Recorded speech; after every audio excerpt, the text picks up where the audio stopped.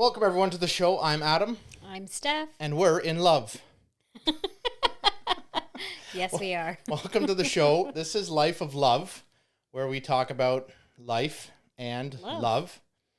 So a little bit about us. We have been married for over 16 years. Yep. Long time. Together for over 20 years.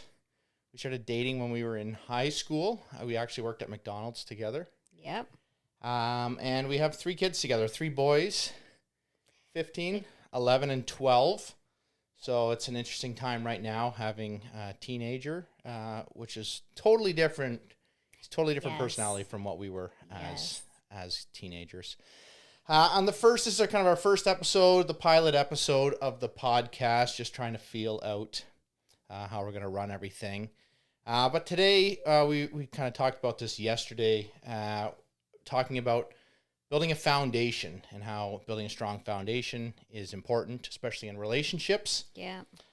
So like I said, we first met each other when we were 16, working at McDonald's, started dating.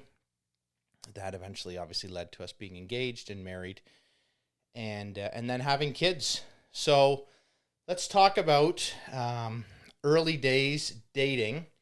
So you first reached out to me online. Yes. So if anyone remembers ICQ back in the day, so you get the little message blurb there, and you could change. Mine was actually Wayne's World guys going whoa. So every time I would open up my computer, there's Wayne going whoa. Anyways, and there's a message from me from this one saying hi. So and we had worked together off and on a little bit beforehand, but never really said anything to each other until actually you reached out and started talking to me online. And so just talk a little bit about that. You building up the nerve to reach out to me online. We've never talked about this before. So what was going through your mind when you shot me that message online? I thought you were attractive, and I just thought, hey, let's give it a shot. See where this goes.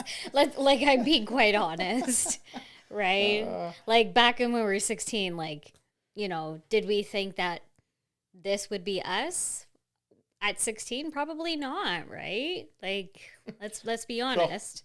So, I remember that, so like our first date, we went to the movies and do you remember what we saw? Oh, we saw 13 Ghosts. Yes. It was our first one. Yeah. And then we went on our first, we'll say it, official date. Yeah. Afterwards, we saw Not Another Teen Movie. Yeah. So that was a great movie back then. And what I just remember is everything just being natural. Like nothing, like I never had nerves or anything. Easy. It was easy. So, I mean, that could be a good thing or a bad thing. For me, I like things being somewhat passive and not having to, you could say I'm lazy, but I like things to be efficient. So when you can find, when you can find someone to be with that everything's just easy. Then I think we have to say that it's rare that we were 16 and it being so easy. And right? Let's be honest. It's funny you said before, like you didn't know if this was gonna, we don't know that this was gonna lead to this. But I remember we were going to the doctors the one time, and my mom and my sister were talking about a bunch of things, and then they were talking, I don't know how they started talking about like marriage or something like that, and I laughed, and I don't know if it was my sister or something, said, what, you're not gonna marry Steph one day? Or maybe it was my mom, right? And then I thought to myself, yeah, I probably will.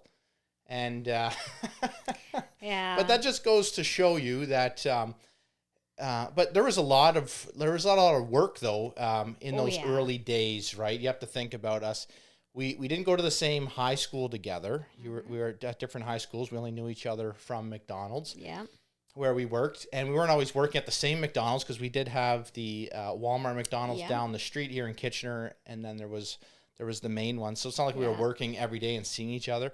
But through the power, we were lucky back then, right? So we had instant messaging, we had ICQ and Messenger, and cell phones were just becoming a thing back then too, right? So we started started texting, which is great for having that Well, we communication. weren't texting because you didn't get a cell phone until what, you were like Well, 18? I had one of those old brick ones that I never really. Yeah. I was a cheap kid, even though I worked a lot and I always had a lot of money, but I was a cheap kid. I didn't want to pay the $20 a month or whatever it was for those little cards. Yeah. Until we actually got on a real plan. I was probably I believe we called each other like yeah, we old school. yeah Landlines. landline called, and that was the thing. You had to get a good phone that you could rest on your cheek, or one that would sit good on your pillow, so you could just kind of sit there.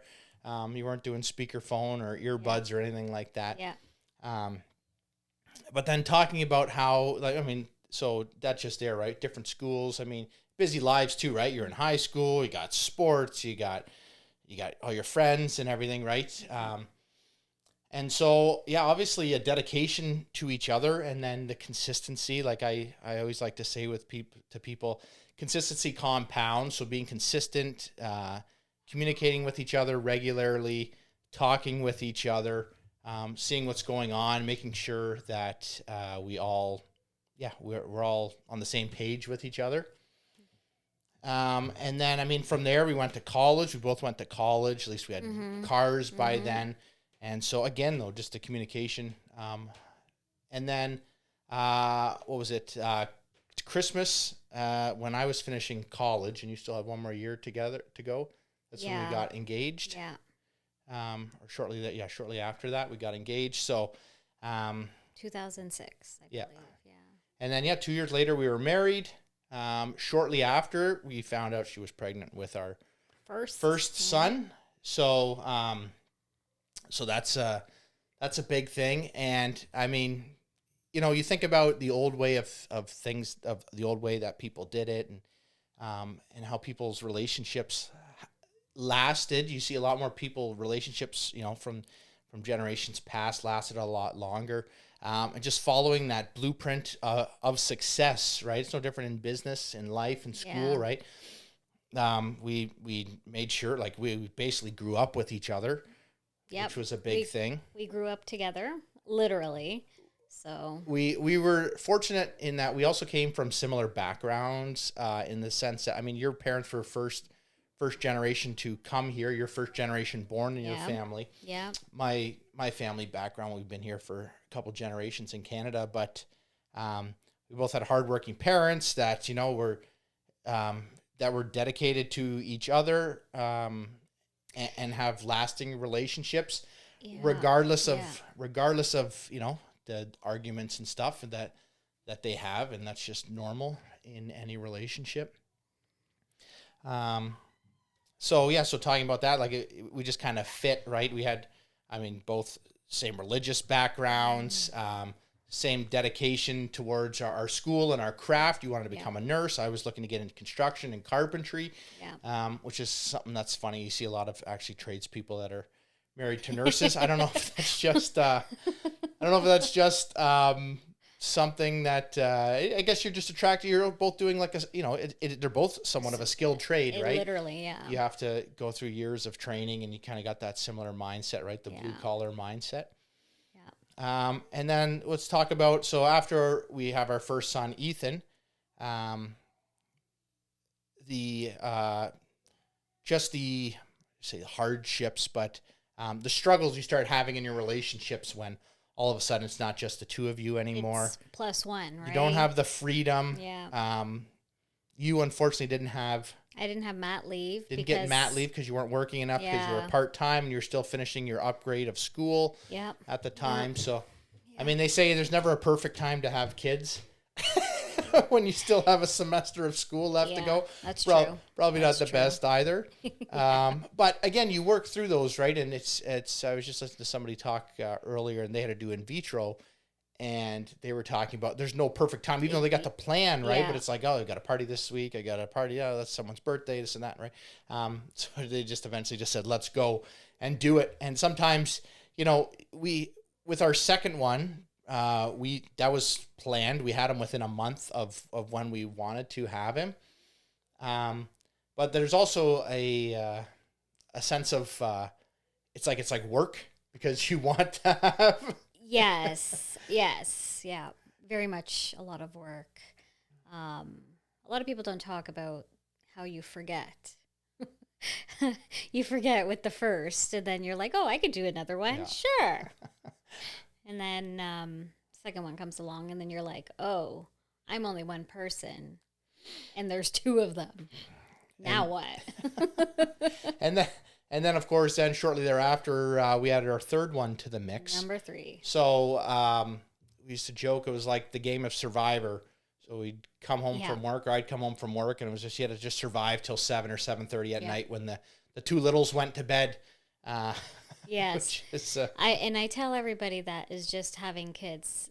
You know, like this too shall pass. I didn't believe it when I was in the moment, when everyone would tell me that this too shall pass, but it is true. But yes, we would wake up 7 o'clock in the morning, if we were lucky, 7 o'clock in the morning, and literally play Survivor until it was bedtime. And that was our life for what? A good 4 or 5 years until the kids are kind of in a rhythm. I would say a good 8 years. Yeah. Well, I guess with Ethan, right? Because he was about 3 at the time, and then until the other kids are self-sufficient enough, right, that they can sit there and they're potty trained and using. Yes. And we were lucky though because we live close to my parents and your parents, and we're lucky that they're both still alive. Yeah. Extremely fortunate that way. And then even then, we've got extended family, aunts and cousins and brothers and sisters that were able to watch the kids too.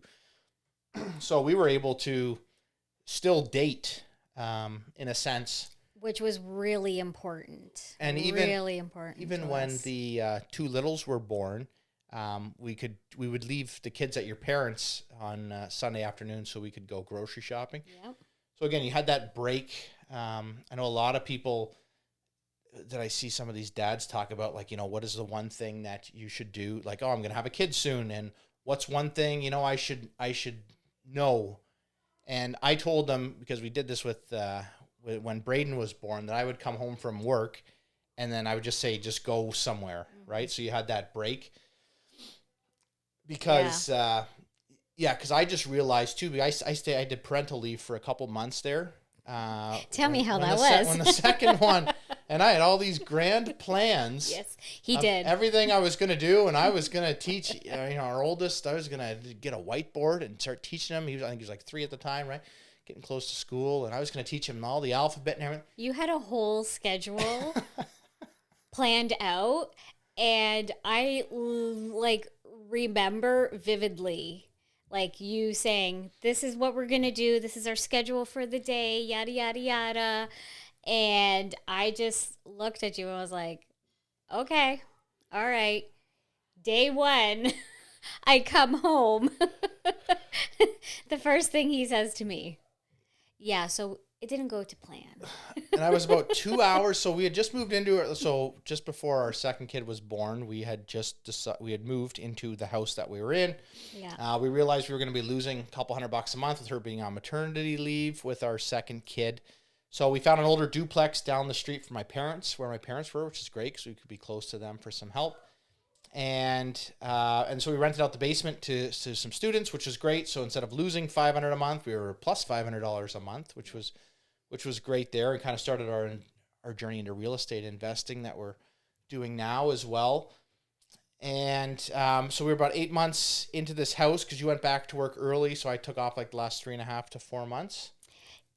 Yes, I went back after, I want to say 9 or 10 months. No, with Braden, I went back after 6 months because I was pregnant with Liam. Mm-hmm. Yes, so you were home mostly with Braden. And then with Liam, you took, I think, 2 months at the tail end.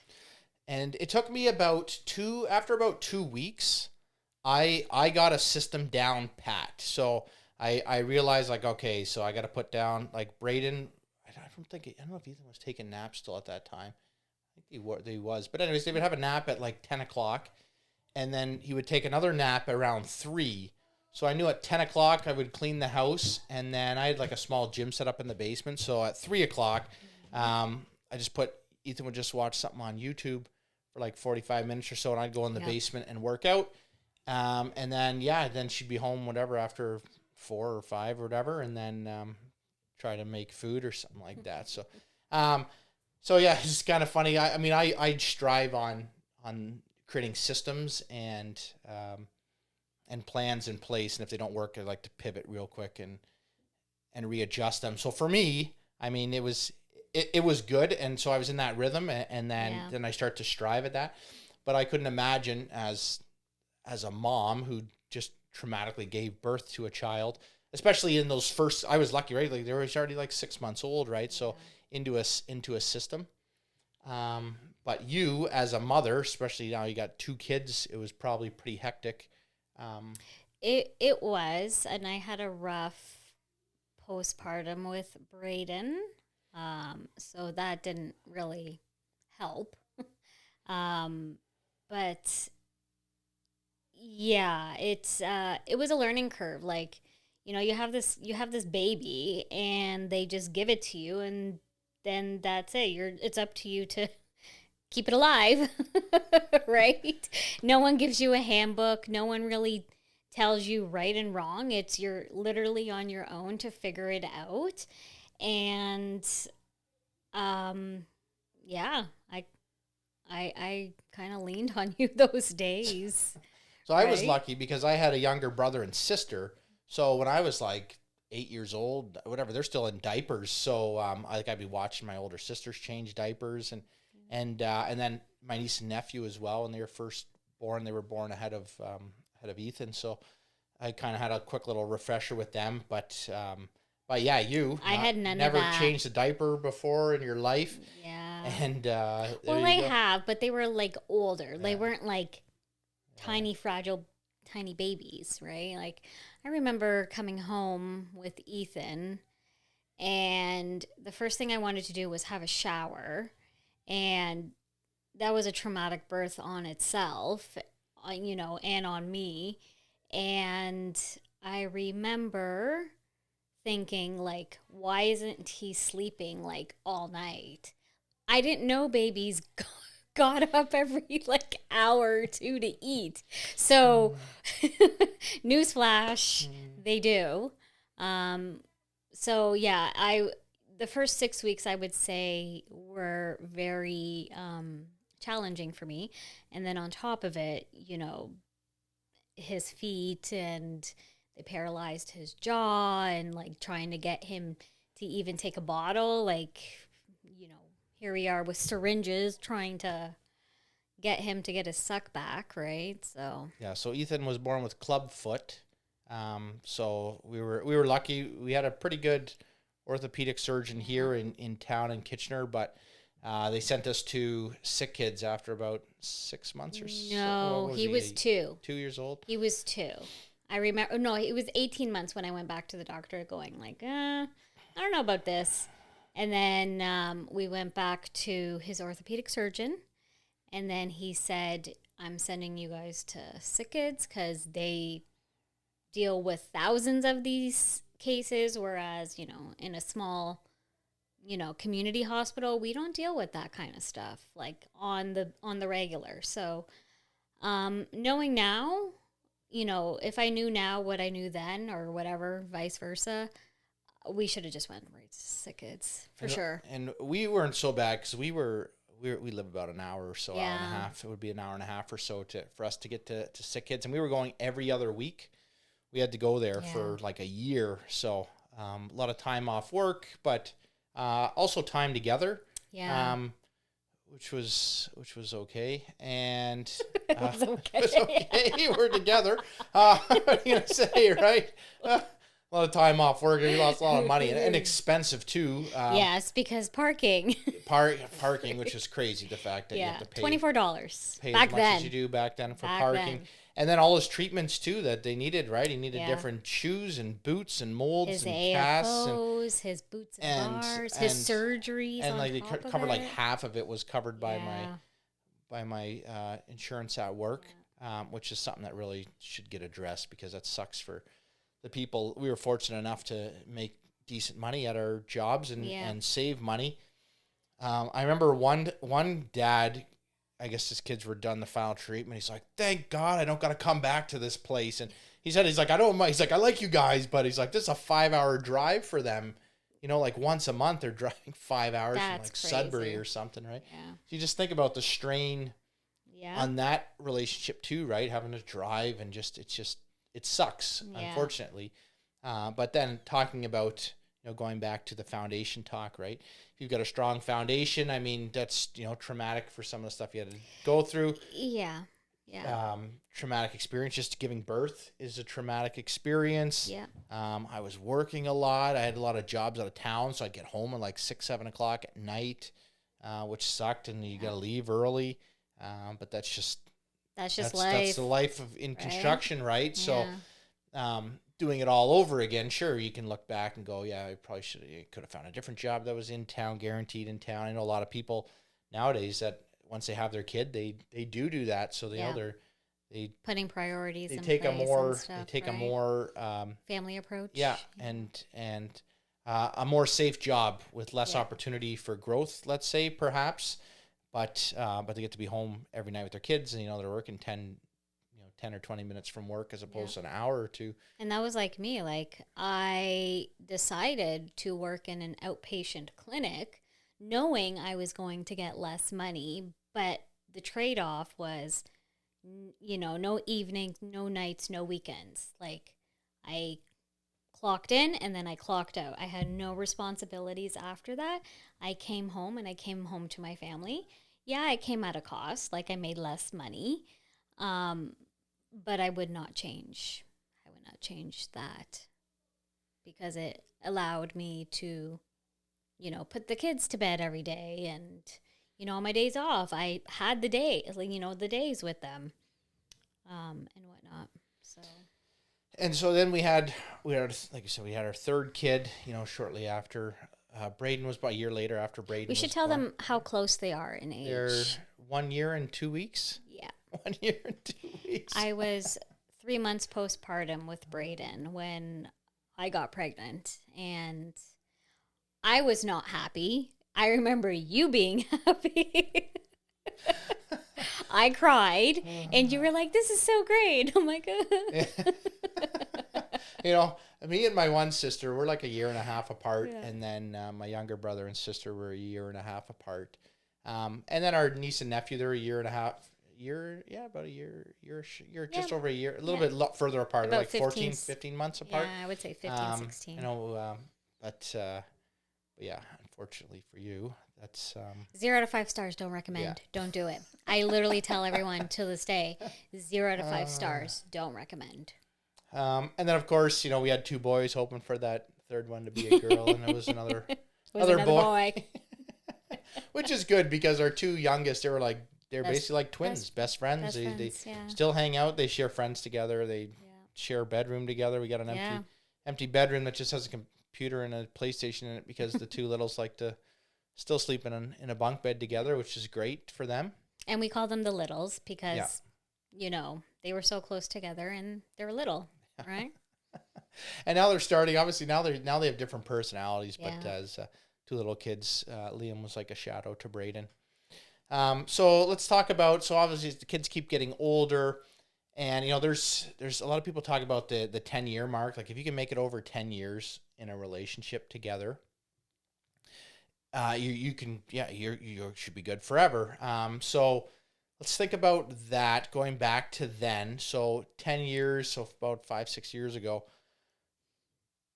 you probably felt it, like the monotony of life, things being the same, and not prioritizing. Like, we're not thinking, right? You kind of get into that groove. Well, and the kids are small, and kids are expensive, so and they're time suckers. Like, let's be honest, they're time suckers, and you have to be ready to deal with them taking up your time, and it's just shuffling your time a little bit differently to prioritize this relationship. I always said, this is the most important relationship because without us, there is no them, and they need to see that we are prioritizing each other whatever form that way that, whichever way that may be. But it's about prioritizing each other and making sure, needs are met. When you come home from work, and if I'm home with the kids, it's just a matter of, hey, how was your day? Give me the lowdown.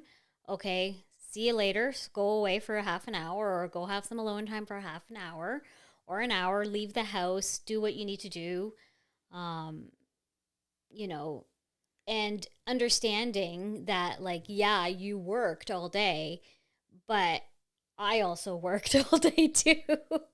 Right? And I think a lot of people forget that is, one person works outside the home, they come home, and yes, they're tired and they're allowed to feel tired, but it's also recognizing, the partner that is at home raising children, you know, they're essentially working a free job, if they want to be a stay-at-home parent. And it's just about recognizing and prioritizing this relationship. And yeah, talking about that, yeah, for sure. Like there was a couple years where like we weren't really going on vacations. Yeah, nothing. Nothing. And so you're just. That was when we were playing Survivor real good. And my problem was that I was prioritizing money and say notoriety in life and in business. Well, I think you get on that hamster wheel, right? Yeah. And then like you're just like, okay, I can't get off because, I have 3 kids and I have to keep going and going and going, right? And you can see why some people that, if that happens in some relationships, you can see why they start to have problems in that, you're getting all this notoriety at work and everyone's loving what you're doing there. Yeah. But then you come home and then your wife's losing her mind because the kids weren't listening all day and you don't understand. She needs a break, but you were working hard all day, yeah. and then not realizing that with a little bit more. It's a learning, like it's a good give and take, right? Yeah. And I think, at least for us, like I value your feelings, I value you, and again, this is a very important relationship. So yes, we constantly have to work at it. And open communication is the real deal here, I would say, and not getting upset at the other person's feelings. Like, I just want to be validated just like you want to be validated. And know that, like, you're allowed to feel that way. And, I made you feel that way. I didn't mean to, but let's see what we can do to move forward, or, let's change a few things and whatnot. I hope that makes sense. And then, I think, big thing is being able to put yourself in the other person's shoes. Like I said, 100%. I had that for a little bit when I was at home with the kids on parental leave there for a little bit. Can I just tell them the story about the dishwasher? Yeah. So, our second house after we had Brayden did not have a dishwasher. So, I was washing, I want to say, dishes for a good 2 hours while he was at work, like periodically throughout the day. If I had to bulk it all up, it was probably about 2 hours, between sterilizing the bottles and et cetera, et cetera, et cetera. And I would say, hey, I'm like spending a lot of time on doing dishes. What about getting a dishwasher? And he's like, we don't need a dishwasher. We don't need a dishwasher. It's not that bad. It's not that bad. We were gonna renovate the kitchen. It was an old kitchen, right? Then we bought the house because it needed work. Yeah. But we were like a year away from doing the kitchen. Yeah. So I was like, okay, but that wouldn't stop me from asking, like, because you never know. Hey, can we get a dishwasher? Can we get a dishwasher? I went back to work early at 6 months with Brayden. Because I was pregnant with Liam. You stayed home from 6 months on. Within 4 days of being home, 4 days, I had a dishwasher. And it was just It was just jerry rigged sitting beside. There was like 6 feet of cabinet. There's like a set of drawers, your sink, set of drawers. Now there was this old crusted dishwasher there when we moved in, but like it didn't work. It was garbage. Anyway, so I just bought a built-in unit, had it sit there, put a piece of plywood on top, put our microwave, and we had a dishwasher. So anyways, yeah, because it did. It took me 2.5 hours to do dish the one day. I'm like, this is stupid. It's like he didn't believe me. Well, you don't know though, right? It's just like when we moved into our first house, didn't have cable, and then I don't know. I went to trade school, so I was home one day. I'm like, what do you even do all day? And like YouTube wasn't big like it was back then. There was no streaming. Yeah. It was just we got cable shortly after that. Yeah. But yeah, talking about the relationship and the foundation. So you just look at that, right? Like that's 20 years of commitment to each other, consistently building upon and learning, right? So now, 16 years into our marriage. I have to say, like, at the end of the day, I wouldn't want to do this with anybody else. And I think that's a good takeaway. Like, when you are with somebody, you have to be able to look at the person and be like, yeah, I want to fight with this person. I want to make up with this person. I want to do life with this person. In no other universe would I ever want anyone else. I only want this person. And yeah, we may piss each other off and get on each other's nerves, but I wouldn't want to do that with anyone else, anybody else. And so when you look at that now, right? So I'd like to relate this back to houses and the foundation in a house, because this is what it is, right? You got your footings, you got your foundations, your house on top of it. Your house settles over time, right? Issues come up over time. Cracks start to appear in the foundations. Mm-hmm. If you leave that crack, maybe nothing will happen to it, right? Same thing. You have an annoyance with someone in one of your relationships and something's bugging you. But then maybe one day, water starts to leak through that crack. Same thing, right? That starts to annoy you just a little bit more. So if you're not fixing those issues as they're coming up and addressing them, right? The foundation can crumble. And your whole house comes crashing down, literally, right? Your family unit comes crashing down. Yeah.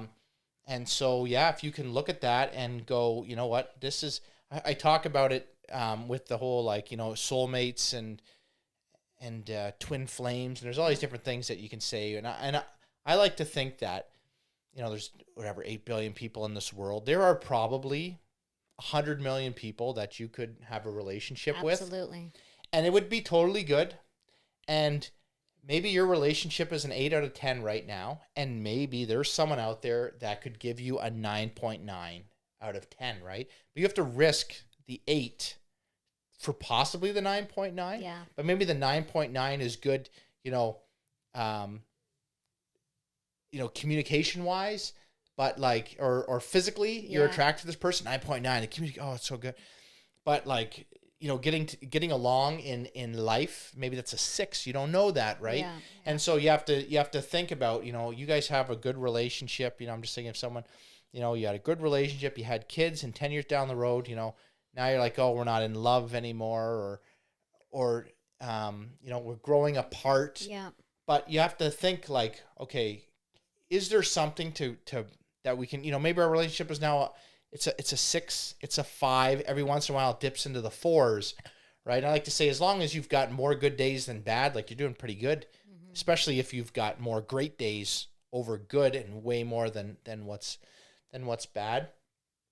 So talking about, like, yeah, you wouldn't want to do it with anybody else, but you could. You could, yeah. You could, yeah. But this is talking what you just talked about, what do you want to fight for? And, let's say your relationship is a solid 7.5.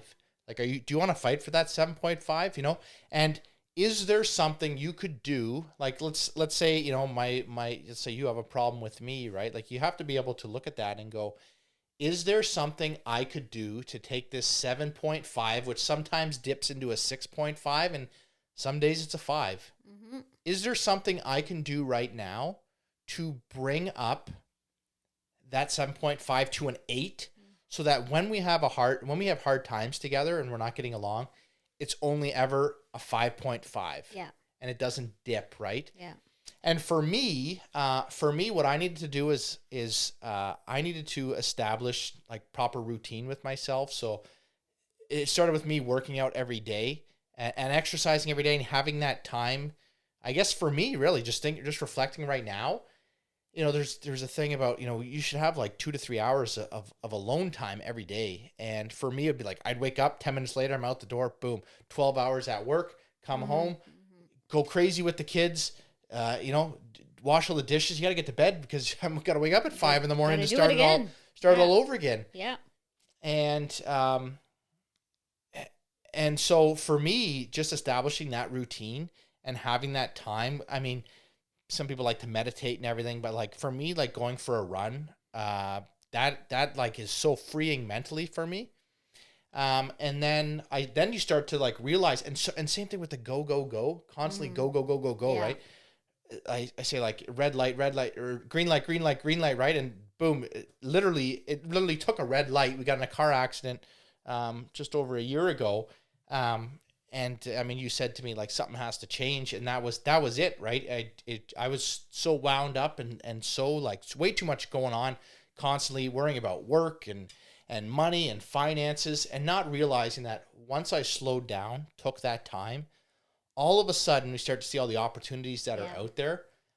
And not only opportunities in business, but in life too, right? Yeah. And to say like, hey, yeah, our relationship has sucked for the last whatever year or two. We had the pandemic and all that stuff, which didn't help, and Yes. working crazy hours there because Yeah. construction doesn't stop, right? Nursing never stopped, and you're on call constantly. Yeah. And then just having that time to reflect, really. And now in me doing that, I think it's provided me an opportunity to grow personally, and then to help our relationship grow, because I've now also become more efficient with my time, because I've taken a step back going, hey, listen, I was wasting a lot of time doing whatever task for work or home, Yeah.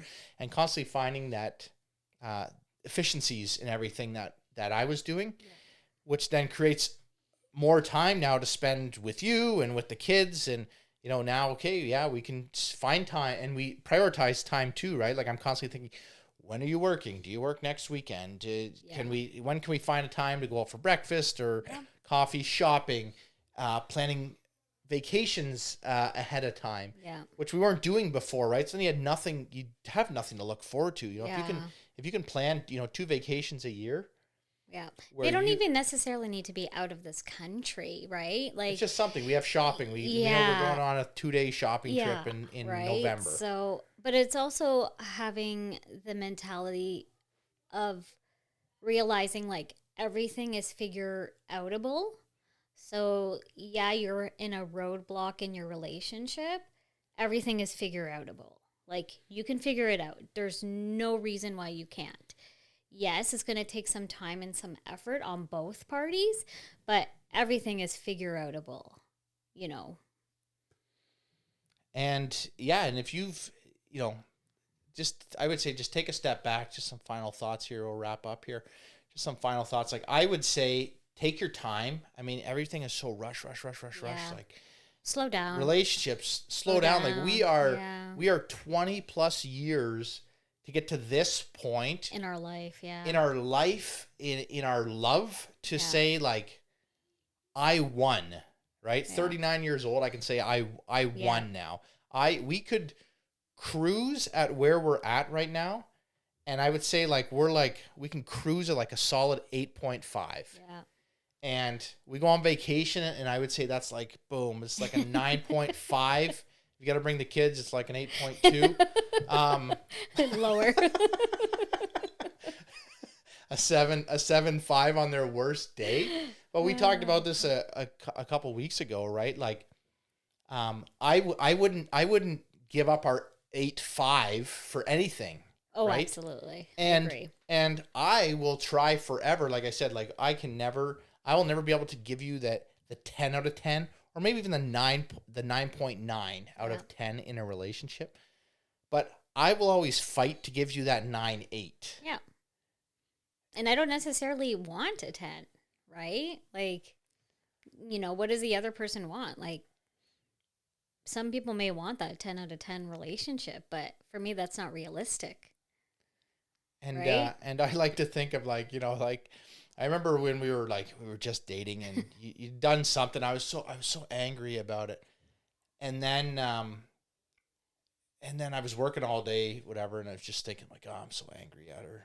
And then I just remember, going to your house afterwards and then just thinking like, I can't be mad at her. So she has to be the one, right? It doesn't matter how ridiculous Yeah. or how angry it is. Even now, like there's nothing that I have to bring up. Like, yes, there's little things, right? Well, yes. Leaves the dishes full of dirty dishes or whatever. Went to bed. Oh, and I was like working, doing calls all night or something. Clothes on the Yeah. floor, right? Like that's what I have to worry about. Clothes on the floor. And, people say, I know there's a lot of things with mental health and all that stuff, Yeah. right? With guys, and people don't talk about that stuff. But for me, if you are having an okay day, just an okay day, I can't complain about me having a mediocre day or even a bad day, because I just think what you have to go through as a mother and as a woman and a worker, and you work As a nurse. as a nurse too, right? Like I am always good. Even Yeah. on my worst day, it's still good because I have been afforded, the opportunities in life and in love with you and my family, and like I said, like I won. No matter what, I won. I could lose my Mm-hmm. job tomorrow. I can easily go find another one, right? I mean, Yeah. aside from, and every day I wake up and everyone's alive. What are Yes. we Healthy, right? what do we have to complain about? There's nothing bad happening right now in our country, aside from, some of the political stuff, but there's no endangerment to my health right now. We live a life of luxury, really. Yeah, we do. Just being basically a middle class family. So, Yeah. but again, but you think back, like I like to think back, But we and had to, I think we have to give well, ourselves credit, right? Because we worked and we worked hard to get to where we are to enjoy this. So, let's not negate that. Um, if you do put the hard work into your relationship, into that foundation, it's only going to build up and it's only going to get better, right? Like at least for me personally. Um, like I don't know how you feel yeah, about for that. sure. I had a really good point, and I just forgot it listening to you. Sorry, I was blinded by your beauty. And this, uh, Well, that was nice. uh, but yeah, so just a closing point here. This is what I just remembered it now. So someone recently had said, what would you, if you could go back in time and talk to your 20-year-old self, and what would you say? And I would say, you win. Yeah. It's hard work, right? And I would thank my previous self for I just think about it doesn't even seem real Yeah. that was me going through, like, yeah, just working crazy 12 hours a day, Yeah. 5, 6, 7 days a week. Like I had 2 jobs, 3 jobs sometimes, right? Yep. To get to where I was, I worked crazy hours in high school and got Yep. amazing grades and finished Yep. college and got a job and became a licensed carpenter, kept my relationship with you going, Yeah. 3 kids, although sometimes they get annoying and my oldest doesn't like us sometimes, but even then, but hey, they've all Yeah. flourished and they've become great members of society and Yeah. in their schools, and so that's what I would say to my younger self. Like, you did it, you won, you You won, proved that hard work does pay off. Yep. Um, I but think it's also keeping but keeping the eye on the prize, right? Like, many times once couples start having children, that relationship kind of disintegrates or, gets, put on the back burner. And that is not the time to put your relationship on the back burner. That's when you need to really work together and, you both have the same common goal, or else you wouldn't have children or you wouldn't get married or et cetera, et cetera, et cetera, whatever the case may be. It's just always remembering, like, you two are a team. You're on the same team. you still like each other. You're teammates, right? Yeah, and our kids will say that, like, "Oh, where you guys going? Can't we come?" Nope. Nope. That's our time together, right? You go on vacation, sorry, you get to spend time with grandma. Yep. Right. So in closing here, yeah. So go out there, have a life of love, and be happy. Be with each other. Be with each other, and foster those relationships, and don't let those cracks get any bigger. Get any bigger. Yeah. Thanks for tuning in. All right. See ya.